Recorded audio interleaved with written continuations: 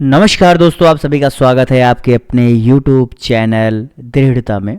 जी हाँ दोस्तों, जैसा कि आप सभी को पता है कि यहाँ पर करंट अफेयर्स सीरीज चलाई गई है, जिसमें आपके महत्वपूर्ण प्रश्नों को, जो आपके प्रीवियस ईयर क्वेश्चंस पेपर के आधार पर जिस लेवल का प्रश्न आपको जो है आयोग द्वारा पूछा जाता है, विभिन्न राज्यों के आयोग द्वारा। जैसा कि आपको पता है कि यहाँ पर यूपी पीसीएस की तैयारी करते हैं आप लोग, एमपी पीसीएस की करते हैं, साथ ही साथ यहाँ पर आरएएस, जी भैया आरएएस, साथ ही साथ यहाँ पर क्या BPSC, Bihar public service commission, ऐसे छत्तीसगढ़ का है, ऐसे विभिन्न राज्यों की आप लोग यहाँ पर जो है जो तैयारियाँ करते हैं, तो उनमें आप लोग को पता है कि करंट अफेयर से संबंधित प्रश्न जरूर से जरूर पूछा जाता है और उससे डायरेक्ट या इनडायरेक्ट तरीके से कम अब आप जान के चलिए कि यूपी पीसीएस में कम से कम 15-15, 20-20 सवाल तक जो है आपके करंट अफेयर से संबंध में पूछ लिए जाते हैं। और मैं जब आपको करंट अफेयर्स पढ़ाता हूँ तो मैं बताता हूँ कि ये प्रश्न मैं क्यों पढ़ा रहा हूँ, किस दृष्टि से ये इंपॉर्टेंट है और कितने हद तक ये न्यूज़ में रहा है। ठीक है, तो इस हिसाब से आप समझ सकते हैं कि मैं डिटेल में आपको उस प्रश्न के बारे में बताता हूँ, जिससे आपको समझ में आए कि क्यों ये इंपॉर्टेंट है, मैं क्यों इस प्रश्न को आपके समझ से लेकर के आया हूँ। ठीक है, तो उम्मीद करता हूँ आप लोग को एक क्लास अच्छी लगेगी। तो चलिए क्लास को शुरू करते हैं, और साथ ही साथ आप लोग अगर क्लास अंतिम में अच्छी लगे तो लाइक जरूर कर दीजिएगा दोस्तों, और हाँ सब्सक्राइब जरूर कर दीजिएगा। जो मैं अभी आपको बता दूँ आप क्लास के बाद ये करिएगा, लेकिन पहले पूरी क्लास देखिए और बताइए कैसा लगा। ठीक है, तो सभी का यहाँ पर बहुत बहुत स्वागत है भैया, सभी का बहुत बहुत स्वागत है। चलिए मेरा पहला प्रश्न ये रहा कि समुद्र शक्ति द्विदेशीय अभ्यास में शामिल देश भारत है और दूसरा देश कौन सा है। इसका नाम क्या है, समुद्र शक्ति। देखिए ये बाइलेटरल एक्सरसाइज है जो दो देशों की सेनाओं के मध्य किया जाता है। ठीक है, समुद्र शक्ति से आप नाम समझ गए होंगे कि ये समुद्र पर, यानी क्या ये जो है दोनों देशों की नेवी द्वारा किया गया। ठीक है, अब देखिए ये जो है भारत और उस देश के मध्य जो है चौथा एक्सरसाइज था। जी भैया चौथा उन दोनों देश को मध्य था, और ये जो है आपके 17 से 19 मई को, जी भैया 17 से 19 मई के बीच जो है 2023 में ये आयोजित हुआ था। और दूसरे देश का नाम था इंडोनेशिया। जी भैया इंडोनेशिया के मध्य जो है समुद्र शक्ति, यहाँ पर 23 भी लिख सकते हैं, समुद्र तक शक्ति 23 का यहाँ पर जो है संपन्न हुआ है। ठीक है, और आपको पता है कि समुद्र पर ये किया गया, और भारत की तरफ से आईएनएस कावराटी और जो है क्या चेतक हेलीकॉप्टर जैसी चीज़ें थी, तो वहीं पर उनकी तरफ से जो है KRI सुल्तान स्कैंडर, ठीक है, ये सारी चीज़ें थी। तो इससे प्रश्न नहीं बनेगा, जहाँ से प्रश्न बन सकता है वो चीज़ें मैंने आपको बता दी। ठीक है, तो चलिए भाई अगले प्रश्न की तरफ बढ़ते हैं। अगला प्रश्न, नेचुरल गैस में क्या नहीं होता।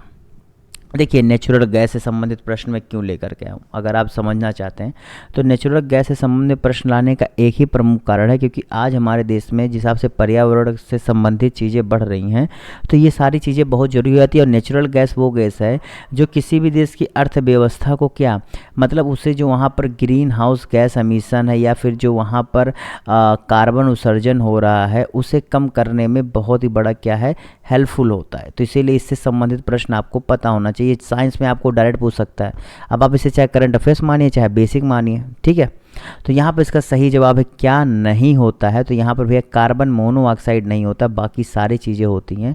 जी यहाँ पर आपको हीलियम देखने को मिलेगा, कार्बन डाइऑक्साइड देखने को मिलेगा, नाइट्रोजन हाइड्रोजन सल्फाइड देखने को मिलेगा। ठीक है, समझ गए। चलिए अगले प्रश्न की तरफ बढ़ते हैं। चौथा क्या होता है जो पाया जाता है, आपको आइडिया है। चौथा होता है भैया आपका नाइट्रोजन। ठीक है, नाइट्रोजन भी आपके नेचुरल गैस में पाया जाता है। ओके, चलिए अगले प्रश्न की तरफ बढ़ते हैं। देखिए अब मैंने आपको बताया ना, देखिए ये प्रश्न बहुत अच्छा है। देखिए क्या है, आप देखिए हमारे देश में, पहले प्रश्न पढ़े फिर आपको बताता हूँ। भारत ने 2023 तक कुल ऊर्जा में से गैस ऊर्जा को कितने प्रतिशत तक ले जाने का लक्ष्य रखा है। देखिए क्या होता है, हम लोग रिन्यूएबल एनर्जी पढ़ते हैं। ठीक है, उसमें हम लोग क्या करते हैं, हम लोग सोलर पढ़ लेते हैं। देखिए गैस ऊर्जा तो रिन्यूएबल में नहीं आता, ये मैं नहीं कहूँगा रिन्यूएबल में आता है, ये फॉसिल फ्यूल्स में ही आता है।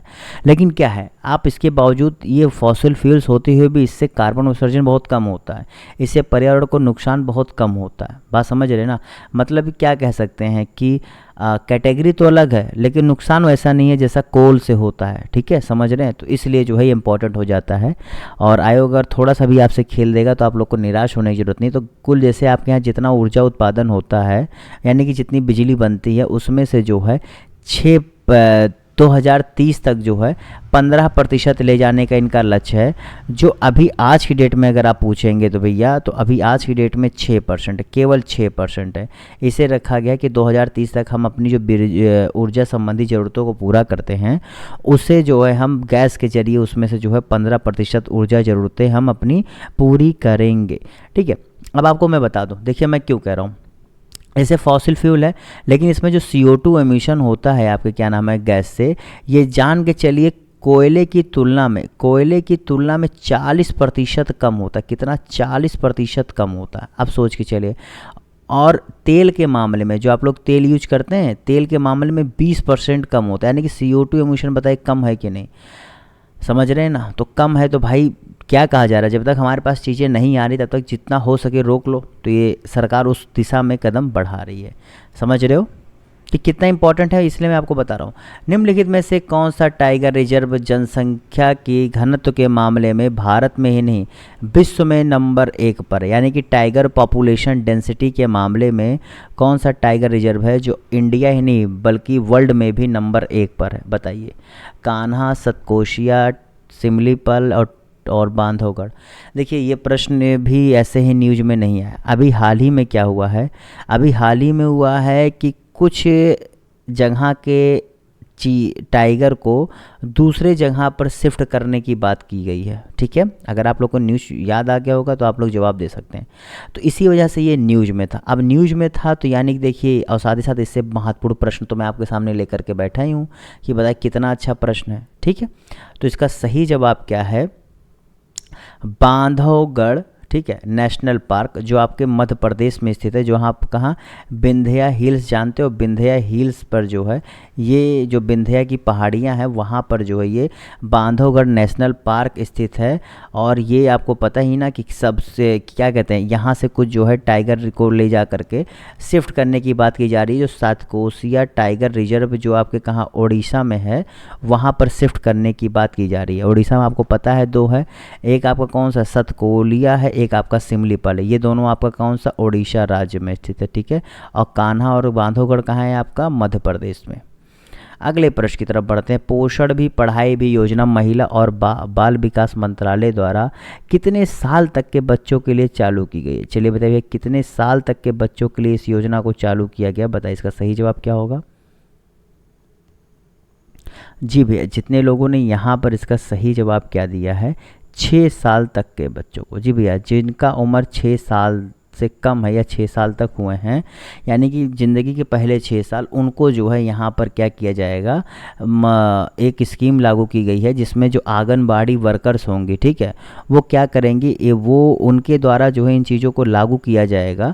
और इससे जो है इसका मेन मकसद क्या है, अगर आप देखेंगे तो इसका मेन मकसद है, देखिए पहली बात तो ये जो चीज़ें कराई जा रही है इसमें यही हो रहा है कि बच्चों को ज़्यादा से ज़्यादा क्या किया जाए, उनमें जो पोषण की कमी उसको पूरा किया जाए। जब पोषण की कमी रहेगी तो वो पढ़ने नहीं जाते, उनको बीमारी होती, तो इन सब चीज़ों को दूर करेंगे तो ओवरऑल क्या होगा, जब वो पोषित रहेंगे, जब वो स्वस्थ रहेंगे तो क्या पढ़ाई भी ज़्यादा करेंगे। अभी आपको बीमारी हो जाए, आपको बुखार हो जाए तो आप पढ़ाई में मन लगता है? अगर आप पढ़ाई करते भी हैं तो आपको अच्छे से पढ़ाई कर पाते हैं? तो ये सब चीज़ों को रोकने के लिए यहाँ पर जो है ये स्कीम चलाई गई है, जो ministry of women and child development, ठीक है, ministry of women and child development द्वारा जो है इसे लॉन्च किया गया है। ठीक है, चलिए अगले प्रश्न की तरफ बढ़ते हैं। इसे पीबी भी कहते हैं, शॉर्ट फॉर्म में क्या कहते हैं, पीबी। ओके, चलो अगले प्रश्न की तरफ बढ़ते हैं। उम्मीद है समझ में आया होगा प्रश्न। अब देखो इतने अच्छे प्रश्न मैं लेकर के आता हूँ तो लाइक जरूर से ज़रूर कर दिया करो यार, मैं आपको बताता हूँ कि क्यों है कैसे है। अगला प्रश्न यहाँ पर कि विश्व भर में होने वाले कुल बाल विवाह में भारत की भागीदारी कितने प्रतिशत है? देखिए आपको पता है कि बाल विवाह से भारत अछूता नहीं रहा है, ठीक है। ओके, तो अभी हाल ही में एक रिपोर्ट आई थी, उस रिपोर्ट में ये जिक्र किया गया है कि ऐसा नहीं है कि बाल विवाह अब विश्व में नहीं हो रहा, बाल विवाह अब विश्व में हो रहा है, ठीक है। और बाल विवाह जो विश्व में हो रहा है उसमें से बहुत बड़ा हिस्सा हमारे भारत में ही हो रहा है। इन्होंने एक रिपोर्ट निकाली है, इन्होंने ये कहा है कि आज की डेट में जो 640 मिलियन महिलाएं या जो लड़कियां हैं, वो अगर देखा जाए हुआ है तो उनकी शादी जो है बचपन में ही हो गई है। बचपन में ही 640 महिलाएं या युवतियां ऐसी जिनकी शादी बचपन में ही हो गई थी। बचपन में जानते हो नहीं कि उम्र 16 साल से 18 साल से पहले से सभी राज्यों के लिए अलग अलग है, ये देशों पे डिपेंड करता है, ठीक है। तो उन्होंने ये भी कहा है कि पहले की तुलना में जो चाइल्ड मैरिज होती थी वो कम हो गई। अब केवल 19% ही जो मैरिज होती है उनमें से 19% ही केवल क्या है, चाइल्ड मैरिज होती है, यानी क्या वो होता है। और 2030 तक लक्ष्य रखा गया है कि हम चाइल्ड मैरिज को पूर्णतः जो है ख़त्म कर देंगे। अब भारत में कुल विश्व की तुलना में कितना, 33%। जी भैया, 1/3 पूरे विश्व का 1/3 अकेले जो है केवल भारत में ही चाइल्ड मैरिज देखने को मिलता है, ठीक है। चलिए अगले प्रश्न की तरफ बढ़ते हैं। Clear, without any doubt. सक्षम LMIS प्लेटफॉर्म किस क्षेत्र से संबंधित है, बताइए किस क्षेत्र से संबंधित है, जवाब दीजिए। चलिए जवाब दीजिए।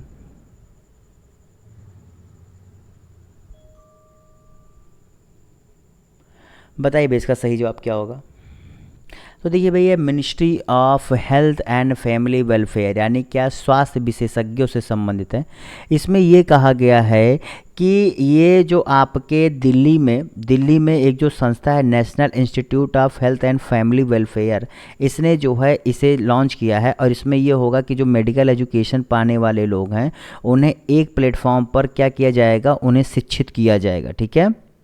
जिससे जो हेल्थ प्रोफेशन में काम करने वाले लोग हैं उनके काम करने में और भी ज़्यादा सुधार आए, और जो प्राइमरी हेल्थ सेंटर हैं उन जो गांव में और अन्य रूरल एरिया से भी अंदर स्थित हैं उनको जो क्या है वहाँ पर वो अच्छे से जो माध्यमिक सुविधाएं होती हैं और जो अच्छी ज़रूरतें होती हैं उसे प्रोवाइड कर सकें, ठीक है। तो देखिए, ट्रेनिंग किसी भी जॉब में अगर आप हैं, ट्रेनिंग की ज़रूरत पड़ती है, क्योंकि आप चीज़ें सीखे रहते हैं, जब उनमें थोड़ा सा बदलाव के साथ और ज़रूरी चीज़ों के साथ आपको सिखाया जाता है तो आप और भी अच्छे से उस चीज़ को सीखते हैं और निखर करके आते हैं। भारत में पेटेंट अधिकतम कितने सालों के लिए दिया जाता है, बताइए भारत में पेटेंट अधिकतम कितने सालों के लिए दिया जाता है, जवाब दीजिए। तो जितने लोगों ने, बहुत ही आसान। देखिए पेटेंट, अभी मैंने क्यों ये प्रश्न लाया, देखिए अभी दरअसल हाल ही में भारत में पेटेंट जो एक्ट है, जो पेटेंट से संबंधित नियम है, इसमें सुधार किए गए हैं, ठीक है। तो इन नियमों में सुधार करने की वजह से ये क्या है कि आपको पता होना चाहिए बेसिक सा प्रश्न कि पेटेंट कितने साल के लिए भारत में दिया जाता है, ठीक है। पहले एक एक्ट था इंडियन पेटेंट एक्ट 1970, तो उसमें जो है अधिकतम 20 सालों के लिए, जी भैया कितने, अधिकतम 20 सालों के लिए पेटेंट जो है दिया जाता था, ठीक है। देखिए देखने में बहुत ईजी प्रश्न है जिनको पता होगा, लेकिन आपको पता होना चाहिए कि क्या है कैसे है। दरअसल अभी हाल ही में क्या हुआ, जो जेनरिक ड्रग्स हैं, जिसे आप लोग जो जेनरिक दवाइयाँ लेते हैं, उनमें कुछ जो है उससे संबंधित काफ़ी खबरें बाहर आ रही थी और उसके पेटेंट को लेकर काफ़ी चीज़ें चल रही थी। तो मैंने कहा आपको ये चीज़ पता होना चाहिए, क्योंकि इससे ज़्यादा डिटेल में आपसे नहीं पूछ सकता। इससे ज़्यादा फिर आपको यूपीएससी के लेवल पूछे, जो आपको मैं हर क्लास में एक बार ज़रूर ये बताता हूँ कि किस लेवल के प्रश्न आपसे पूछ सकता है। अगला प्रश्न यहाँ पर कि भारतीय सुपर कंप्यूटर एरावत को टॉप 500 में से कौन सा स्थान मिला है। क्या नाम है, सुपर कंप्यूटर है, कौन, कहाँ बना है भैया, इंडिया में। और कैसा, AI मतलब कि आर्टिफिशियल इंटेलिजेंस से ये जो है वर्क कर लेता है, ठीक है। तो ये जो है आपके भारत में बना है, नाम क्या रखा गया, एरावत, ठीक है। तो कौन सा स्थान मिला है भैया, जो आपके, और हाँ ये जो इसे स्थान मिला है दरअसल आपके जर्मनी में, कहाँ पर, जर्मनी में जो है आपके इंटरनेशनल सुपर कंप्यूटर कॉन्फ्रेंस हुआ था। जर्मनी में इंटरनेशनल सुपर कंप्यूटिंग कॉन्फ्रेंस हुआ था, तो वहीं पर जो है ये बताया गया। तो इसका नाम क्या था, एरावत है, ये आपको पता होना चाहिए। कौन सा रैंक मिला, 75वां, जी ये 500 में जो है इसे 75वां स्थान मिला है। और अगर आप देखेंगे तो एरावत जो है आपके पुणे में जो आपका centre for development of advance computing है, वहाँ पर इसे क्या जो है स्थापित किया गया है। और ये भारत का सबसे बड़ा, आज की डेट में भारत का सबसे बड़ा सुपर कंप्यूटर कोई है तो वो आपका क्या है, एरावत ही है, ठीक है, समझ गए। चलिए अगले प्रश्न की तरफ बढ़ते हैं। और हाँ, ये अगर पूछा जाए किस ऑपरेटिंग सिस्टम पर काम करता है तो उबंटू, जैसे आप माइक्रोसॉफ्ट जानते हैं वैसे उबंटू भी है, ये उस ऑपरेटिंग सिस्टम पर काम करता है। उबंटू पर करने का रीज़न क्या है, क्योंकि ये सिक्योर है, ये हमारे देश के अंदर बना है। माइक्रोसॉफ्ट वर्ल्ड वाइड है लेकिन हमारे देश के अंदर बना, तो सारी चीज़ें सुरक्षित होंगी। कुछ चीज़ें यहाँ से वहाँ नहीं जा सकती हैं, जो भी स्टोर करेंगे हमारे देश के अंदर ही रहेगा। इन सारी चीज़ों को लेकर के ये जो है ऐसा किया गया है, उबंटू ऑपरेटिंग सिस्टम पे चल रहा है।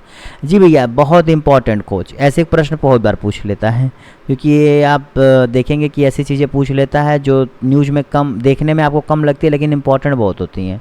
यहाँ पर सीधा सा प्रश्न पूछ रहा है कि नई खोज के अनुसार शनि ग्रह के कुल चक्कर काटने वाले ग्रहों की संख्या कितनी हो गई है, बताइए।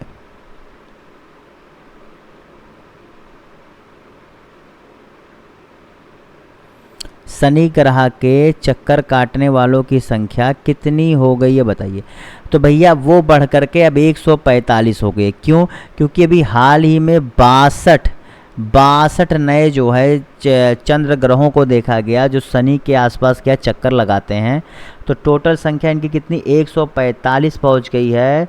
और आपको ये अब पता लग जाएगा कि ये अब हो गया क्या, सबसे बड़ा प्लानेट हो गया जिसके पास सबसे ज़्यादा क्या है, नंबर ऑफ मून्स, यानी क्या, जो उसके आसपास चक्कर काटते हैं उसे चंद्रमा कह सकते हैं। क्योंकि भारत के परिप्रेक्ष्य में से चंद्रमा चक्कर काटता है, तो हम दूसरों ग्रहों के संबंध में भी चंद्रमा के जरिए ही उसे डिनोट करते हैं, यानी उसको वैसे दर्शाते हैं। ठीक है, समझ गए। चलो अगले प्रश्न की तरफ बढ़ते हैं। अच्छा, चंद्रमा को लेकर के कई तरह के विश्व भर में जैसे आप लोग चंद्रयान गया, उसे कई तरह के प्रोजेक्ट चल रहे हैं। जैसे पायोनियर 11 हो गया, वोएगर आपका क्या हो गया 1 हो गया, 1 और 2 दोनों था, और आपका कैसिनी था, क्या कैसिनी। ठीक है, समझ रहे हो। ऐसे ऐसी अन्य चल रहा है, तो 1 2 3 जो याद कर पाओ काम आता है ना, कभी पूछ ले तो कभी ये ना हो कि ये कौन सी उड़ती चिड़िया का नाम है। रोबोटिक्स पर पॉलिसी बनाने वाला प्रथम राज्य कौन सा है? चलो बहुत अच्छा प्रश्न है, बताओ। रोबोटिक्स पर पॉलिसी बनाने वाला प्रथम राज्य कौन सा है? जितने लोगों ने यहाँ पर क्या जवाब दिया है, तेलंगाना। जी भैया, तेलंगाना ने अपने यहाँ पर रोबोटिक्स को लेकर के एक फ्रेमवर्क तैयार किया है जो ऑल इंडिया रोबोटिक्स एसोसिएशन द्वारा जो है तैयार किया गया है। इसमें ये है कि कैसे किस प्रकार से एकेडमी, इंडस्ट्री और अन्य लोगों को मिला करके जो है इसमें एक चीज़ें बताई जाएंगी, कैसे जो हमारे यहाँ टेक्नोलॉजी बढ़ रही है, कैसे जो आने वाला समय धीरे धीरे रोबोटिक्स की तरफ बढ़ रहा है, तो कैसे हम उनका प्रयोग करेंगे, कैसे हम अपने जॉब को सिक्योर करेंगे, हर चीज़ों को कैसे हम उसको शिक्षा में शामिल करें, हर चीज़ों को यहाँ पर जो है इसका प्रयोग करने के लिए एक पॉलिसी बनाने की बात यहाँ पर कही है। ठीक है, चलो अगले प्रश्न की तरफ बढ़ते हैं। स्वास्थ्य और परिवार कल्याण मंत्री ने थैलेसीमिया बाल सेवा योजना के किस चरण का उद्घाटन किया? चलो, थैलेसीमिया बाल चरण उद्घाटन।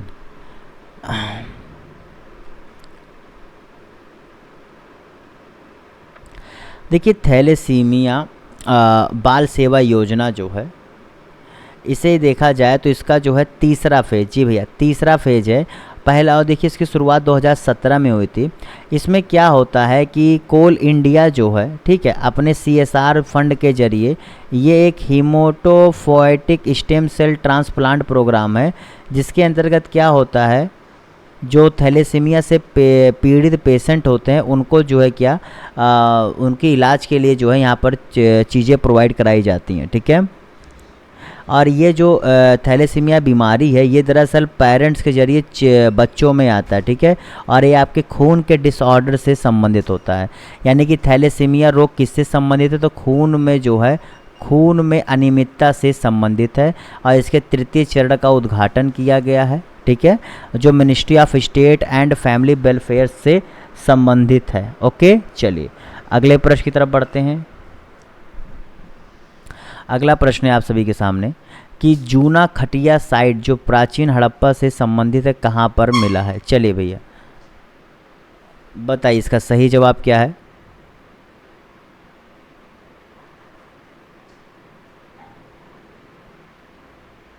तो जितने लोगों ने यहाँ पर इसका सही जवाब क्या दिया, आप ऑप्शन देखिए।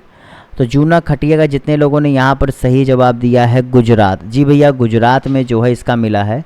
और ये यहाँ पर जो है दरअसल क्या है, यहाँ पर 500 गुफाएं जो हैं, जी भैया 500 गुफाएं जो हैं, एक मिनट, ग्रेप नहीं 500 गुफाएं नहीं है, माफ़ करेगा, 500 जो है जो लोगों को दफनाते हैं, क्या कहते हैं उसे, जहाँ पर दफनाया जाता है। और दफनाने की 500 ऐसे मतलब एक जगह पर 500 लोगों के दफनाए जाने का साक्ष्य मिला है। और ये जो है, जो ये माना जा रहा है कि पहले की हड़प्पा सभ्यता में लोगों को वहाँ दफनाने के लिए जो है ले जाया जाता था। ये आपके गुजरात के कच्छ ज़िले के समीप जो है क्या कहते हैं, लखपाट तालुका है, ठीक है। कच्छ के लखपाट तालुका के पास जो ये मिला है, ठीक है। नाम क्या रखा गया है, जूना खाटिया साइट, ठीक है, जूना खाटिया साइट, नाम मत भूलिएगा, ठीक है। और यहाँ पर साइट में देखा गया है कि जो यहाँ पर लोगों को दफनाने के जो स्ट्रक्चर होता था उसमें वो सैंड स्टोन का होता था और वो रेक्टेंगुलर तरीके का होता था और कहीं कहीं पर सर्कुलर या ओवल भी होता था, ठीक है, ओके। और उसमें जो जार होते थे उसमें जो है पेंटिंग भी की हुई थी। तो ऐसी तमाम चीज़ें देखने को मिली हैं। अगला प्रश्न है, गंगादी शॉल किस राज्य के भेड़ों के ऊन से बनाया जाता है। देखिए यह है ना इम्पोर्टेंट प्रश्न। अब चाहे इसे स्टेट स्पेसिफिक मान लीजिए चाहे जो मान लीजिए। ये देखिए ये सब जो न्यूज़ में होती हैं, जैसे प्रश्न पूछा जाता है वैसे ही प्रश्न मैं आप सभी के सामने ले करके आता हूँ। तो जितने लोगों ने यहाँ पर इसका सही जवाब क्या दिया है, तेलंगाना। जी भैया, तेलंगाना का जो आपका गंगादी शॉल है वो जो है इसे हाल ही में ये कहा गया है कि इसमें इसे फिर से जो है नई तरीके से उसके ऊन के द्वारा नए तरीके से चीज़ों शॉल को बनाया जाएगा, जिससे क्या हो, जिससे ये बाज़ार में ज़्यादा से ज़्यादा बिके, लोगों के आकर्षण का केंद्र बने। ये सारी चीज़ें जो है कही गई हैं, ठीक है। और ये जो आपका गंगादी है इसे लोकली जो है नाला गोराई, जी भैया क्या नल्ला गोराई भी जो है नाम जाना जाता है। और ये आपका जो है जो इसका ऊन है ये वहाँ का जो डेक्कन आप एरिया जानते हैं ना, जो डेक्कन के भेड़ हैं उनका जो है होता है, ठीक है। और ये कुरुमा और कुरुबा, देखिए यहाँ पर दो चरवाहे हैं जो चराते हैं इनको, क्या नाम है आपके भेड़ों को। तो कुरुमा और कुरुबा जो है ये दो चरवाहे हैं जो इनसे जुड़े हुए हैं, ठीक है, इन भेड़ों को चराने से लेकर के। बस इससे 2-3 पॉइंट ही इस प्रश्न पूछ सकता है। चाम लामा डांस से संबंधित तथ्य, चाम लामा डांस से संबंधित तथ्य है। चलिए भैया, डांस से संबंधित प्रश्न आपको देखने को मिलता है। अगर आप लोग देखिए प्रश्न में जो क्लास लेकर के आ रहे हो ना, सभी राज्यों के आयोग द्वारा ऐसे विभिन्न समयों पर पूछे जाते हैं। तो आप चाहे उसमें ग्रुप बी का दे रहे हैं, चाहे उसमें ऊपर नीचे, चाहे जिस प्रकार के प्रश्नों का जवाब दे रहे हैं, उसके लिए जो है आप अपनी तैयारी को अच्छे बना रहे हैं। तो चाम लामा डांस के बारे में देखिए भैया क्या है, ओके। तो जितने लोगों ने यहाँ पर क्या 1 और 2 दोनों जवाब दिया है, बिल्कुल सही है। देखिए भैया तब तिब्बती लोगों द्वारा जो है क्या मास्क पहनकर किया जाता है और यह जो नृत्य है इसे मेडिटेशन के रूप में देखा जाता है, ठीक है। और जैसे आपका लोसर त्यौहार जो होता है जो बुद्धिस्ट लोग मनाते हैं, इसे जो है उस टाइम भी जो है चाम लामा डांस जो है किया जाता है। और जो संभवा जी थे, ये क्या नाम है, पद्म सांभवा, ये जो है इस डांस के क्या फाउंडर माने जाते हैं, मतलब उन्होंने इस डांस की शुरुआत की थी, ठीक है, समझ गए, ऐसा माना जाता है। और ये जो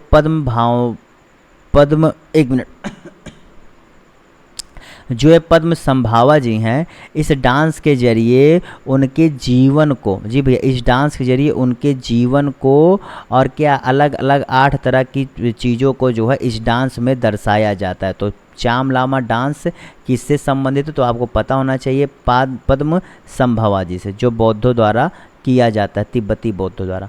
प्रथम Govind Swarup life time achievement पुरस्कार किसे प्रदान किया गया। तो देखिए भैया गोविंद स्वरूप जो आपको पुरस्कार दिया जाता है ना, ये आपको जो है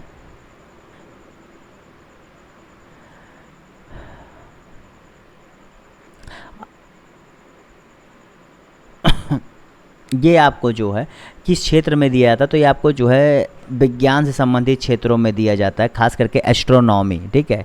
एस्ट्रोनॉमी आप जानते हैं ना, यानी क्या ज्योतिषीय, जी भैया ज्योतिषीय क्षेत्र में इसे दिया जाता है। तो एस्ट्रोनॉमिकल सोसाइटी ऑफ इंडिया ने जो है ये जो Govind Swarup life time achievement पुरस्कार है, ये आपको किसको दिया है? प्रोफेसर जयंत विष्णु नार्लिकर। ठीक है, तो विष्णु नार्लिकर जी को ये प्रदान किया गया है। अचीवमेंट्स, आपको पता है पुरस्कार संबंधित चीज़ें जो है आयोग द्वारा पूछी जाती हैं। ठीक है, चलो अगले प्रश्न की तरफ बढ़ते हैं। बस भैया क्लास ख़त्म होने वाली है।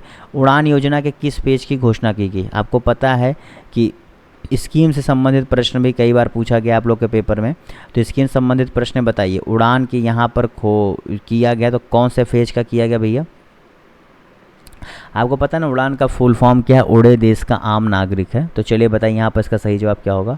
तो जितने लोगों ने यहाँ पर इसका सही जवाब क्या दिया? 5वां वर्जन। क्या भैया? 5वां वर्जन, उससे एग्जैक्टली तो 5.1 लिखा है, लेकिन 5वां फेज की यहाँ पर जो है शुरुआत की गई। इसके उद्घाटन जो है देखिए, उड़ान योजना का शुरुआत कब? 2016 में हुआ था। ठीक है, 2016 में उद्घाटन हुआ था। आपको पता होना चाहिए क्योंकि कई बार पूछ लेता है किस योजना की शुरुआत किस साल हुई थी। ऐसे भी प्रश्न जो है कई बार पूछे गए।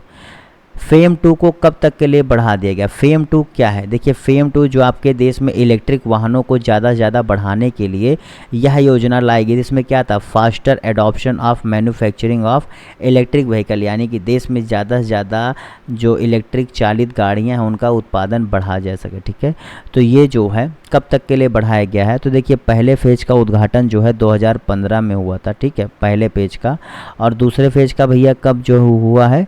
तो इसे जो है, जिसे फ़िलहाल 2019 में ख़त्म होना था, लेकिन इसे बढ़ा करके 2024 तक के लिए कर दिया गया। ठीक है, ओके। नहीं, ये मतलब 2019 में इसकी शुरुआत हुई थी। अब इसे बढ़ा, जो आपके 2022 में 21 में ख़त्म होने वाला था, इसे बढ़ा करके अब 2024 तक के लिए कर दिया गया। ठीक है, तो ये आपको अच्छे से पता होना चाहिए। और किस लिए है आप समझ रहे हैं?